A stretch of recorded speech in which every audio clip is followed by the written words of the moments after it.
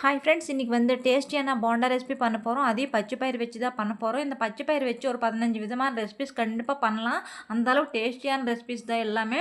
உங்களுக்கு அடுத்தடுத்த வீடியோஸில் கண்டிப்பாக ஷேர் பண்ணுறேன். முதல்ல வந்து பச்சை பயிறு வந்து 1க்கு 2 உடச்சிட்டு நல்லா ஊற வச்சு வச்சுக்கோங்க. அதுக்கப்புறமா தண்ணியை வடிச்சிட்டு அதில் வந்து பச்சை மிளகாய் காரத்துக்கு தகுந்த மாதிரி போட்டுக்கோங்க. அதே மாதிரி கொஞ்சம் இஞ்சி, ஒரு பூண்டு, அதே மாதிரி வெங்காயம் 1 கட் பண்ணி போட்டுக்கோங்க. கொஞ்சமாக சீரகம் போட்டு தேவையான அளவுக்கு உப்பு போட்டுக்கோங்க.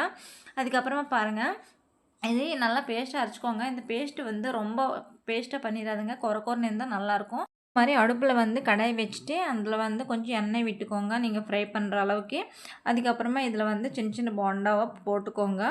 இந்த போண்டா கீழே ஒட்டுறமா இருந்துச்சுன்னா ஒரு பிஞ்ச் அளவுக்கு அந்த சூடான எண்ணெயில் கோதுமை ஒரு பிஞ்ச் அளவுக்கு போட்டிங்கன்னா கீழே ஒட்டாமே வரும். நீங்கள் எந்த ரெசிபி செய்யும்போது இந்த மாதிரி ஒட்டாமல் இருக்கிறதுக்கு அந்த மாதிரி டிப் ஃபாலோ பண்ணிக்கோங்க. இந்த ரெசிபி கண்டிப்பாக ட்ரை பண்ணி பாருங்கள், சூப்பராக இருக்கும். உங்களுக்கு அடுத்தடுத்த வீடியோஸில் பச்சை பயிறு வச்சு எல்லா ரெசிபி ஷேர் பண்ண போகிறேன். பிடிச்ச லைக்